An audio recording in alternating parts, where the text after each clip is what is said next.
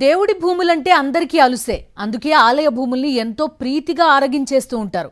ఉమ్మడి నల్లగొండ జిల్లాలోని వందలాది ఆలయాలకు వేలాది ఎకరాల భూములున్నాయి. వందల ఏళ్ల క్రితం రాజులు, జమీందార్లు ఆలయాల్లో ధూపదీప నైవేద్యాల కోసం వందల ఎకరాల భూములిచ్చారు. కాలం మారింది, ఊళ్లు పెరిగాయి. క్రమంగా దేవుడి భూములు కనుమరుగవుతున్నాయి. కాగితాల మీద వేలాది ఎకరాలున్నా క్షేత్రస్థాయిలో మాత్రం ఆ భూములు కనిపించవు. దేవుడి మాన్యాలు ఎంతలా కరిగిపోయాయంటే నాగార్జున సాగర్, హుస్సేన్ సాగర్లా మారినట్టుగా ఉంది పరిస్థితి.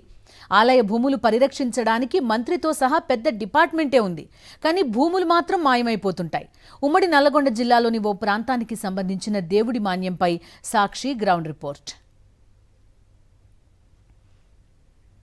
ఉమ్మడి నల్లగొండ జిల్లాలో మొత్తం 501 ఆలయాలున్నాయి. వీటి కోసం దేవాదాయ శాఖలో కమిషనర్ నుంచి ఆలయాల్లో ఈవోల వరకు పెద్ద యంత్రాంగమే పనిచేస్తుంది. ప్రత్యేకించి ఓ మంత్రి కూడా ఉంటారు. కానీ ఆలయాల్లో అవినీతికి అంతుండదు. ఆలయ భూములకు రక్షణ ఉండదు. దేవుడి భూములకు మనం రక్షణ ఇచ్చేదేముందిలే అన్నట్టుగా ప్రభుత్వ అధికారులు మిన్నకుంటున్నారు. దీంతో కబ్జాకోరులు దేవుడి మాన్యాలను దర్జాగా ఆరగించేస్తున్నారు. ఉమ్మడి జిల్లాలోని మునుగోడు నియోజకవర్గంలో కొరిటికల్ ఆలయానికి శతాబ్దాల చరిత్ర ఉంది. అటువంటి ఆలయ భూములు కబ్జాకు గురైనా అధికారులు పట్టించుకోవడం లేదు. వాటిని రక్షించాలంటూ దయాకర్ రెడ్డి అనే భక్తుడు ఎండోమెంట్ కార్యాలయం చుట్టూ తిరుగుతున్నారు. దీనిపై సాక్షి ప్రతినిధి అశోక్ రెడ్డి మరింత సమాచారం అందిస్తారు. నల్గొండ ఉమ్మడి జిల్లాలో దేవాలయానికి సంబంధించినటువంటి ఇనాం భూములు కావచ్చు, దేవస్థానాలకు సంబంధించినటువంటి భూములు అన్యాక్రాంతమవుతున్నాయని చెప్పేసి గత కొద్ది కాలంగా వార్తలు వస్తున్నప్పుడు కూడా దేవాదాయ శాఖకు సంబంధించినటువంటి అధికారులు నిమ్మకు నీరెత్తినట్టు వ్యవహరిస్తున్నటువంటి ఉదంతాలు వెలుగులోకి వస్తున్నటువంటి పరిస్థితి కనిపిస్తుంది. ఎక్కడ కూడా ఆఫీస్కి వస్తే ఫీల్డ్ ఎంక్వైరీ అంటారు, ఫీల్డ్కి పోతే మాత్రం అసలు అక్కడ కనిపించరు. ఆఫీస్కి వస్తే ఆఫీస్లో ఖాళీ కుర్చీలే దర్శనమిస్తున్నాయి. 10 గంటలకు ఆఫీస్కి రావాలంటే ఒక్కొక్కరు చుట్టుగా 10:40, 11 గంటలకు ఆఫీస్కి వస్తున్నటువంటి పరిస్థితి కనిపిస్తుంది. ఈ నేపథ్యంలోనే నల్గొండ ఉమ్మడి జిల్లాలో ఒకవైపు కొరటికల్ కావచ్చు, మునుగోడు మండలానికి సంబంధించినటువంటి కొరటికల్ కావచ్చు, తిప్పర్తి, ఉమ్మడి జిల్లాలో ఉన్నటువంటి 73 మండలాల్లో భారీ సంఖ్యలో వందలాది వేలాదిగా గుళ్ళు ఉన్నటువంటి నేపథ్యంలోనే గతంలో ఆ గుళ్ళకు సంబంధించినటువంటి భూములని ఇచ్చినటువంటి క్రమంలోనే ఆ భూముల మీద వచ్చినటువంటి ఇన్కమ్ ఆధారంగా అందులో పూజారులకు కావచ్చు, దేవస్థానం మెయింటెనెన్స్ కోసం ఖర్చు చేసేవారు. కానీ వందలాది ఎకరాలు ప్రస్తుతం కబ్జాకు గురైనాయి.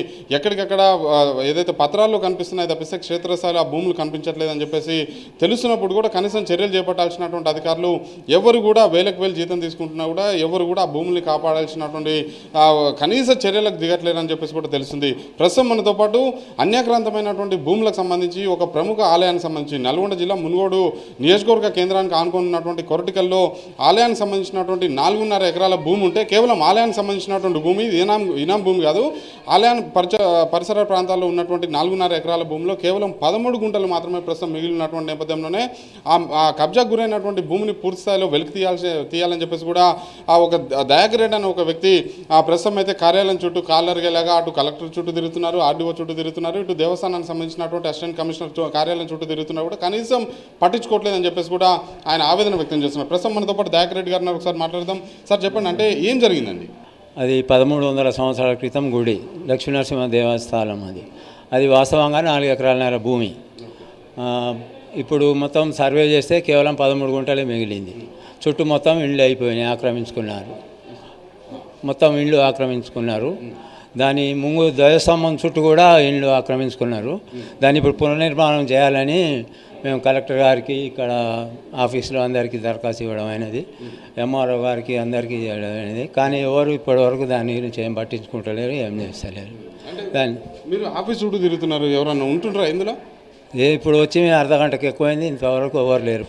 10 గంటలకు వచ్చినా ఇంతవరకు ఎవరు లేరు. దానికి ఏం రెస్పాన్స్ లేదు. అంటే ఒక దేవస్థానానికి సంబంధించిన 4.5 ఎకరాల భూమి ఇంకా ఇనాం భూములు ఉండేనా గతంలో ఇనాం భూమి కూడా ఉండే. అవి ఎస్సీలకు వాళ్ళకు చేసుకోమని ఇస్తే అవి కూడా పట్వారి వాళ్ళకు పట్టాలు చేసేసిండు. అది కూడా అయిపోయింది, ఏం లేదు ప్రస్తుతం. ఓకే, అంటే ఒకటి ప్రధానంగా ఇప్పుడు 4.5 ఎకరాలకు సంబంధించి దేవస్థానానికి సంబంధించినటువంటి పేపర్లో ఉన్నదా? అది మొత్తం రికార్డు తీసినాము. మొత్తం అది దేవుని పేరు మీదే ఉన్నది భూమి అంతా తీసినాము. కలెక్టర్ గారికి ఇచ్చినాము, ఇక్కడ ఎండోమెంట్ ఆఫీస్లో కూడా ఇచ్చినాము మొత్తం. అది అంటే ఈ స్థాయిలో కబ్జాకు గురవుతున్నాయి కదా, మీరు ఏం డిమాండ్ చేస్తారండి? ఈ స్థలం కబ్జా గురైంది కదా, ఇప్పుడు వేరే పొరంబోకు భూమి ఉన్నది.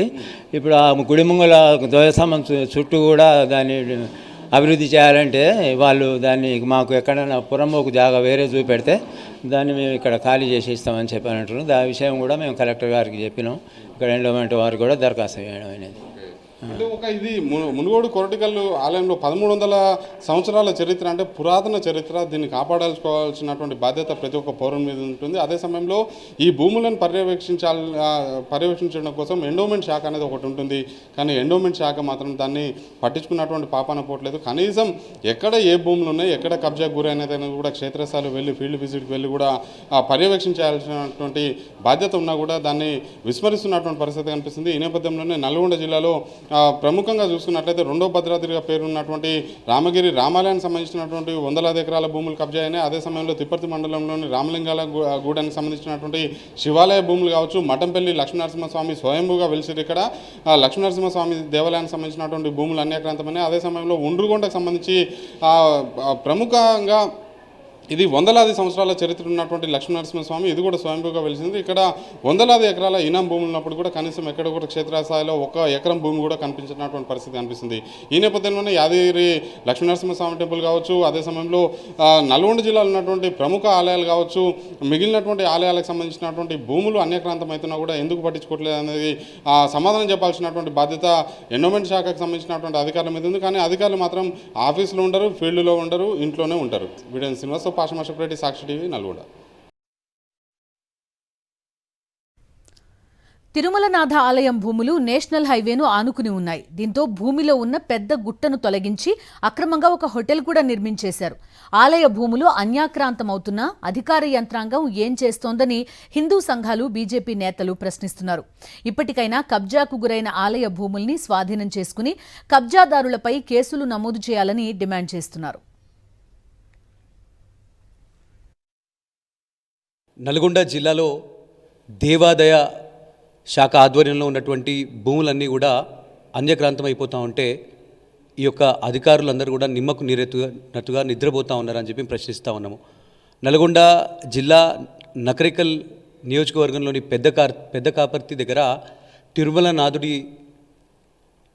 ఆలయం యొక్క 2000 ఎకరాలు, మా తాతల నాడు 2000 ఎకరాల భూమి ఉంటే ఆ 2000 ఎకరాలు కాస్త 101 ఎకరంగా, మరి అది కూడా ఇప్పుడు 77 ఎకరంగా మరి మిగిలిపోయింది. మరి అక్కడ ఓ పక్కన వెంచర్లు కబ్జాకి గురి చేస్తూ ఉన్నారు, ఇంకో పక్కన ఓ 5 స్టార్ హోటల్ కట్టుకొని మరి అక్కడ రోజు కూడా ఒక నాన్ వెజిటేరియన్ ఫుడ్ని కూడా ఈరోజు పెట్టి ఈ యొక్క దేవుడి పాపం మూట కట్టుకుంటా ఉన్నారు ఈ యొక్క అధికారులు.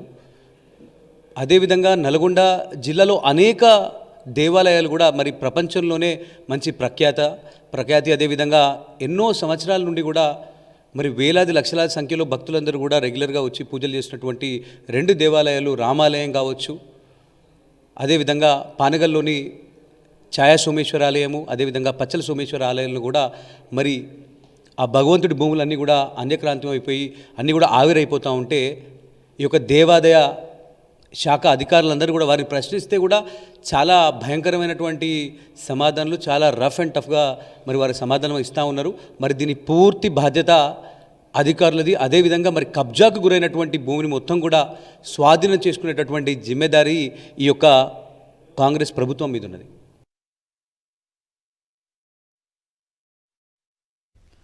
ఆలయ భూముల కబ్జా వెనుక అధికార పార్టీ నేతలు ఉంటారనేది అందరికీ తెలిసిందే. అలా భూములు ఆక్రమించిన వారు ఏ పార్టీ అధికారంలో ఉంటే ఆ పార్టీలోకి జంప్ చేస్తుంటారు. దీంతో భూముల్ని కాపాడాల్సిన దేవాదాయ శాఖ అధికారులు ఉత్సవ విగ్రహాల మాదిరి మిగిలిపోతున్నారు. కళ్ల ముందే కబ్జాలు కనిపిస్తున్నా సర్వే చేస్తామని మాత్రమే చెప్తున్నారు. మరి నిజంగా సర్వే చేసి కబ్జాదారుల తాట తీస్తారా? ఆ ధైర్యం అధికారులకుందా? ప్రజలు సంధించే ప్రశ్నలకు సమాధానాలు ఎవరు చెప్తారు?